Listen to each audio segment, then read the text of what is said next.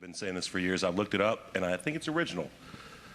Justice that is not blind is not justice. And saying that this bill allows prosecutors the discretion to decide whether to charge a criminal offense as a felony or a misdemeanor, by definition, creates justice that isn't blind. It allows a non-lawmaking entity, an executive branch entity, the prosecutor, to make decisions on how to prosecute people for an offense that could be prosecuted against somebody different in an entirely different way.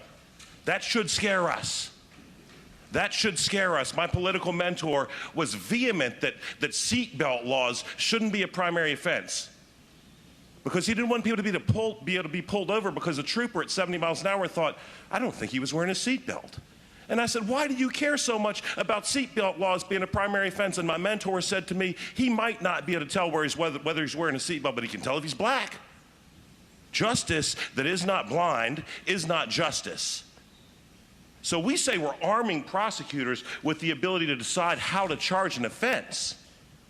Now, my colleague from Chesterfield, from Roanoke area, or Blacksburg area, spoke yesterday about 1 gram of fentanyl being the high-capacity magazine of drug overdoses. 500 lethal doses of fentanyl in 1 gram. And so when you arm prosecutors with the ability to decide how to prosecute that which this legislative branch entity has said should be a felony, what you do is ensure that some people are treated differently under the law than others. And that's not the worst of it. This intentional creating of a two-tier justice system where the legislator forfeits their responsibility to make laws to the executive branch entity, that's not the worst of it. The worst of it is what fentanyl is doing to our children. I speak to you as a member of this body, but as a father of 3. Ladies and gentlemen, about 1,500 Virginians died during the entire decade plus of the Vietnam War.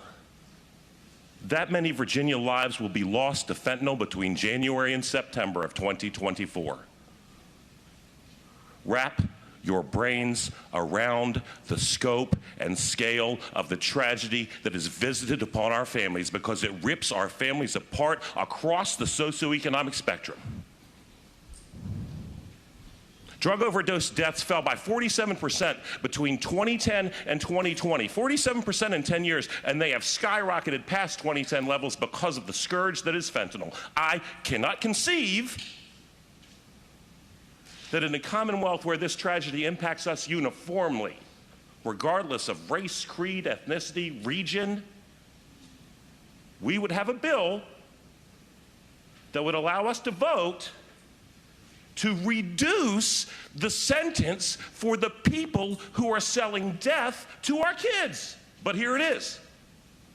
Mr. Speaker, make no mistake about it. This isn't about allowing prosecutors discretion. This is about reducing the penalty for distributing 500 lethal doses of fentanyl to a misdemeanor. And we know the impacts that laws have. Virginia Truth in Sentencing worked. Virginia Exile that cracked down on gun violence worked. It saved lives. This bill, and I respect the heck out of the patron, this isn't personal, this is policy, will cost the lives of Virginia children by devaluing the offense that is distributing fentanyl, 1 gram of which is the high-capacity magazine of drug overdose deaths. Mr. Speaker, I hope that the citizens of the Commonwealth are watching, because we can say this bill is about anything we want, but what this bill is about is allowing prosecutors in one community to treat one defendant different than they treat another, which is inherently un-American in my estimation, and will lead literally to the death of our very children, the fruit and gold of our future. Mr. Speaker, I understand the sentiment behind this bill. I think it is wrong-headed, and I ask you, regardless of political affiliation, to join me in voting against this sentence reduction for fentanyl dealers here in the Commonwealth. Thank you.